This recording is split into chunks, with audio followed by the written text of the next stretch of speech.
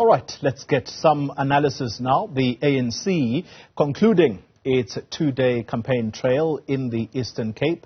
Party President Cryil Ramaphosa expressing confidence that the ANC will retain its majority in that province. He's vowed to address problems of service delivery, tackling crime and improving infrastructure in the Eastern Cape province. Let's discuss this now, and we're joined by political analyst Sandile Swana and Nedlac's Thulani Tshefuta.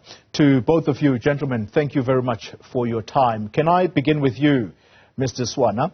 The ANC president says we are going to get 85% of the vote in this province of the Eastern Cape because, and I quote him, "Kusekhaya apa." Loosely translated, the Eastern Cape is the home of the ANC. I know that colloquially, the ANC likes to call that province the home of the legends of the ANC because people like Nelson Mandela, Governor Mbeki, O.R. Tambo, they come from the Eastern Cape province. Do you think that his confidence is well placed?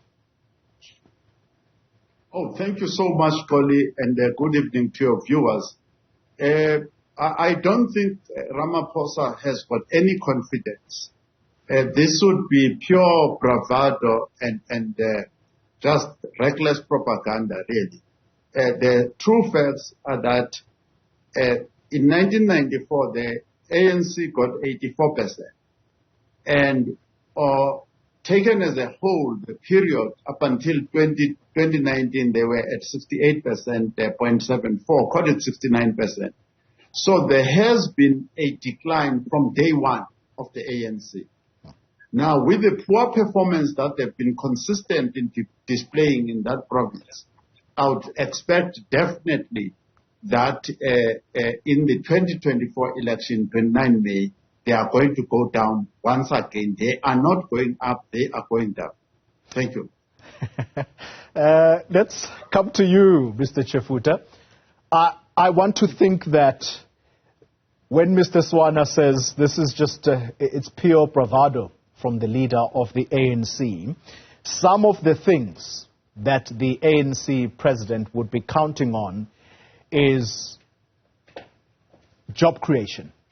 A number of young people, not just in the Eastern Cape, throughout the country, they are seeking employment. They're desperate to get into jobs. Do you think that the Eastern Cape province has been able to do that, or is it still a promise that they are wanting to fulfill? Well, thank you very much and good evening, Collie, Mr. Swana, and all the viewers of Newzroom Afrika. Most definitely, it cannot be contested that unemployment in general and youth unemployment in particular is going to be a very hot political issue of campaigning in this season. And when we do that, we must do with a clear intent of having these unemployed young people and the unemployed population in general at the center of it, without allowing the plight of the people being unemployment to be used as part of the political football that parties play when we get closer to elections.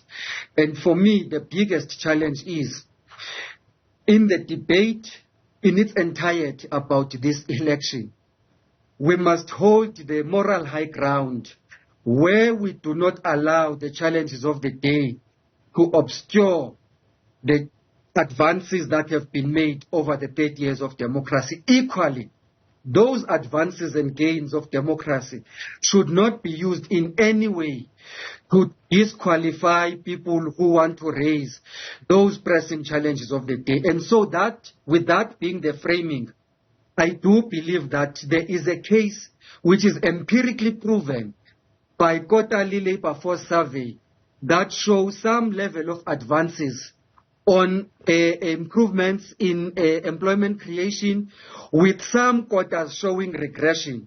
And so when considered on the overall, there are programs like the Presidential Youth Employment Intervention, which in my view is one of the successful youth employment programs that is one of those that you can call having visible impact. And by visible impact, I mean that if you go to any township and ask, do you know the presidential youth employment intervention? They may say, no, it has not reached us. But if you ask, have you seen young people from your community working in schools as teacher assistants? Then they may say yes. So we need more and more of those at a more sustainable level than a situation where you have people who have qualifications, who have graduated and still remain unemployed. And lastly, Coli, let me just make this point, that to the point about whether there is a claim on what President Ramaphosa is saying about the Eastern Cape as the home of legends and the home of the ANC may have a higher level of a claim on the 2024 general elections. It must not escape our collective consideration that even in the what you call by-elections that have taken place from 2021 to date, the ANC has been proving to be actually gaining more wards. Even if it wins the wards that it has won previously, it is winning them with even much higher margins than the 2021 local government elections. And so it is a moving target that we must not only measure through one lens. Thank you very much, Colin. Mr. Swana, I'm going to throw it right in your court.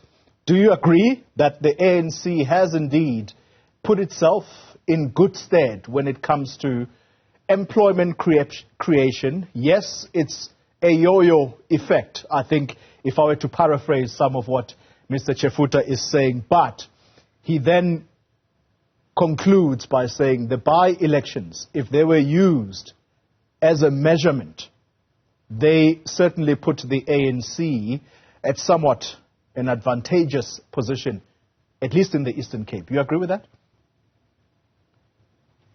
Thank you, Connie. And thank you also to Mr. Tshefuta. I would like to point out to the fact that I'm looking at the statistics of previous elections in the Eastern Cape in front of me.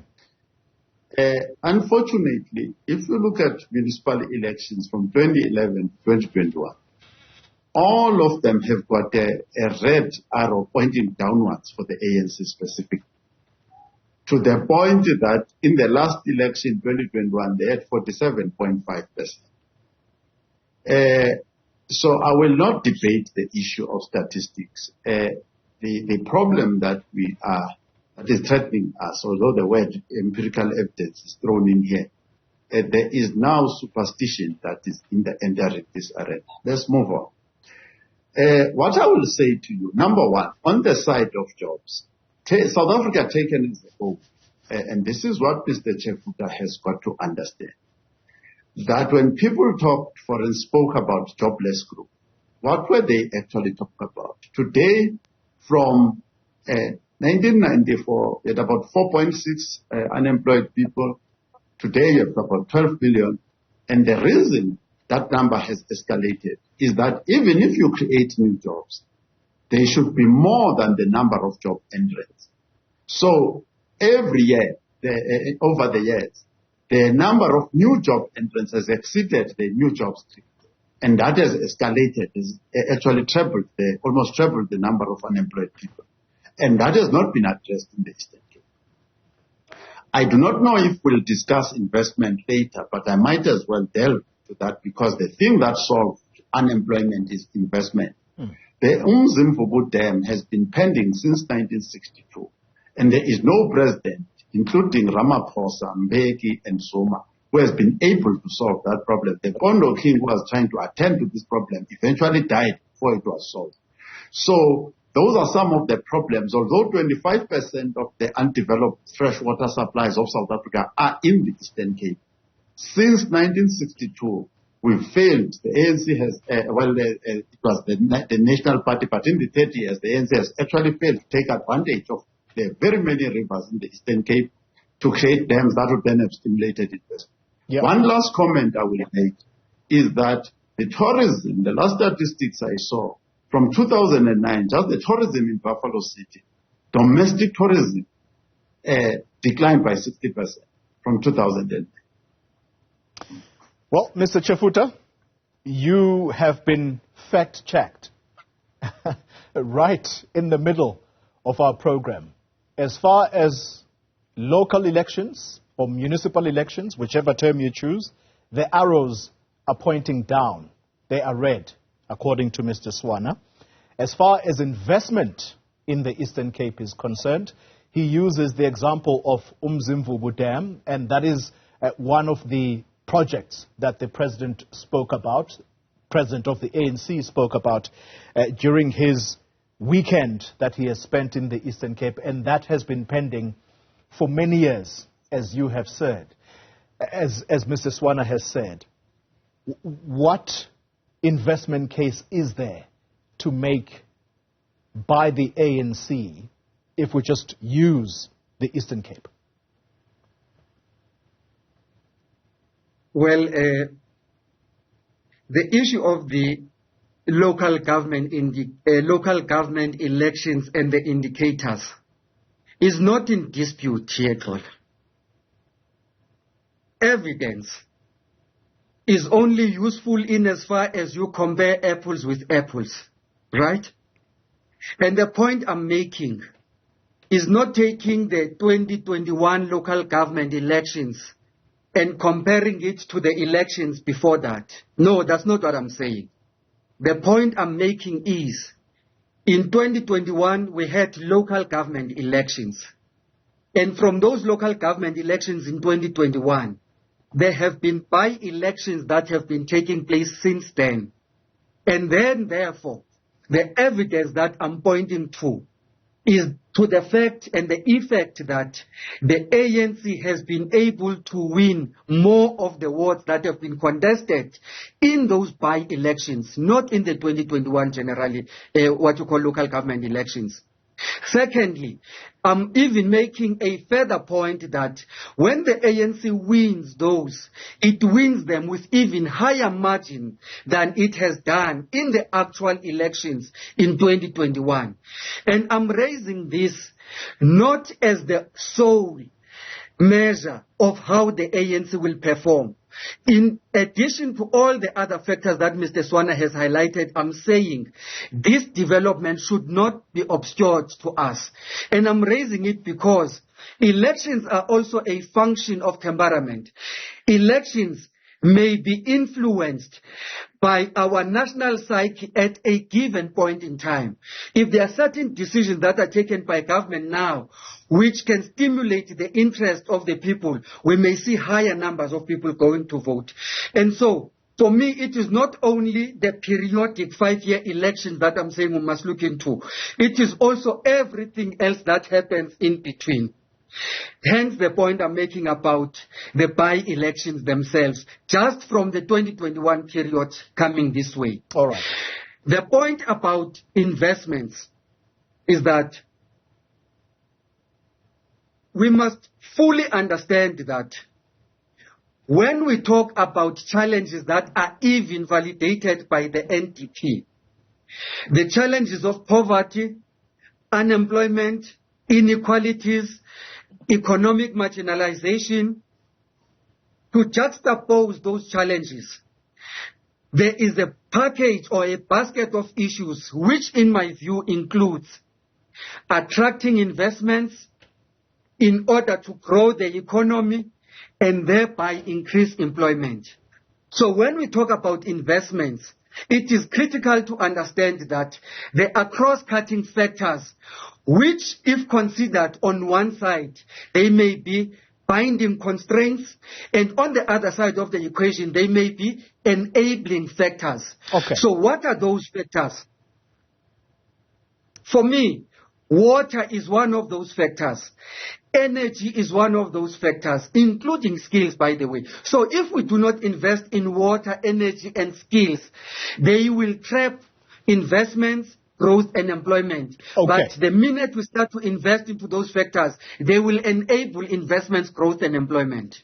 Let's quickly come to you, Mr. Swana, and we move the conversation now to KZN. There are many issues bubbling under there, and it's tempting to get into them, but let's keep the focus around employment and issues of investment.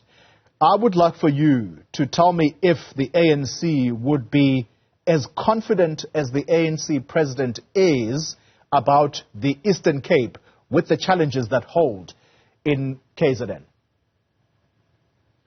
Thank you, Cryil. I think I need to make two general statements about the issue of investment. Obviously, I don't have the specific statistics of KZN in front of me, but I know the general picture there. Now, the first thing I want to say is that it actually shocked me last week when I was writing a paper about the gross fixed capital formation. This thing that Ramaphosa is saying is recruiting, I think, 1.2 trillion rands to invest in South Africa and all that. And there's a report from the South African Reserve Bank that shows that actually for the longest time, let's say since the departure of Thabo Mbeki, that the public sector, the state, has actually virtually stopped investing. If you look at the actual numbers that are there. And the private sector has continued investing, certainly in comparison to the state by a bigger margin. So that shocked. So that is one of the problems. This government has actually stopped investing in the country. The private sector is playing on its own to the extent that in some places you've got to bring your own infrastructure, bring your own solar power, and so on and so forth.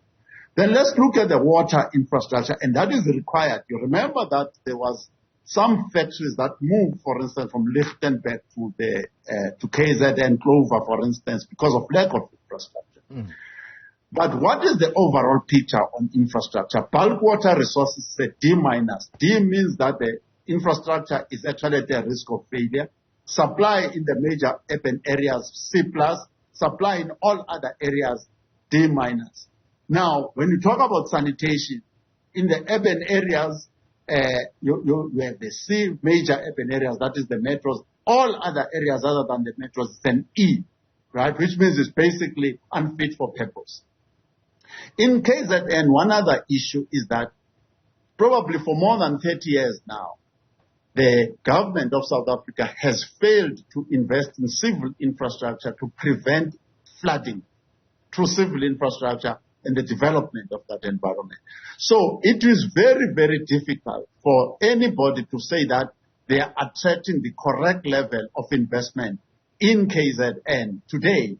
Everything you build is at risk of flooding, etc., etc., etc. So to me, the ANC, and I had taught Mdolo and to my members of the leaders of the ANC, were actually upon election going to put a new track record of superior economic performance, and they failed dismally up to this point, and they are going to pay the price electorally for that.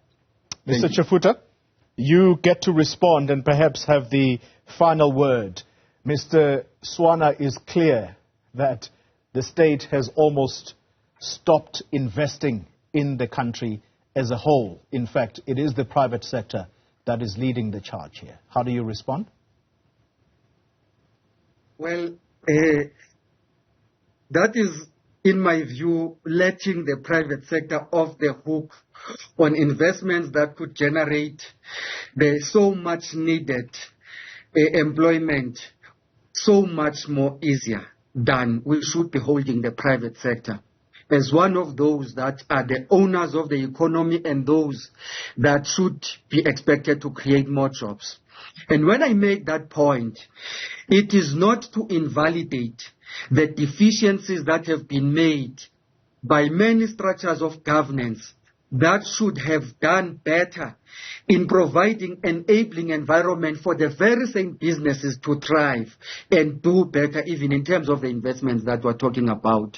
It is true that there are instances where the infrastructure, be it on roads, on water, on energy, that should be the catalyst for attracting investments and growing the economy and thereby leading to employment, has been let and unmaintained for the longest time ever, such that it becomes a burden to those who operate that. That is something that must be flagged as one of the deficiencies. And when that happens, Foley, It happens in many instances, even against the backdrop where you may have a road that is filling up with potholes, and somewhere in the same vicinity, you have a new road that is constructed, a new road that is being paved, and it calls on one thing, that when we talk about infrastructure, it must not only be about the delivery of that infrastructure, it must equally be about bolstering local skills that can serve in the delivery of that infrastructure and equally in the maintenance of that infrastructure. The entire debate for us on the economy, on investments, on employment, at the center of it, it is not about attracting investments to grow the economy for the beauty of the economy. At the center of it, it must be the people, and it must give true meaning, people having a claim on the economy. And so we believe that any economic activity that is done by government, by business, that does not translate into direct economic benefit and employment for the people, it is still not complete. And when we look into the picture of KZN, one of the critical factors we cannot miss is the fact that KZN is one of the few provinces that is diverse, that you cannot say like Eastern Cape. It is either led by the ANC or the few that is led by the DA and the coalitions. In KZN, you begin to see a mix of those that have always been led by IFP, of those that have been led by IFP, regressed into ANC, and then IFP advancing in some of those. And so when we look into the picture cannot be attributed to the ANC and the collective failures thereof. Very interesting indeed. Thank you very much to both of you gentlemen for that wholesome discussion, talking about two provinces, Eastern Cape and KwaZulu-Natal. Mr. Thulani Tshefuta is with Nedlac, and Sandile Swana, a political analyst.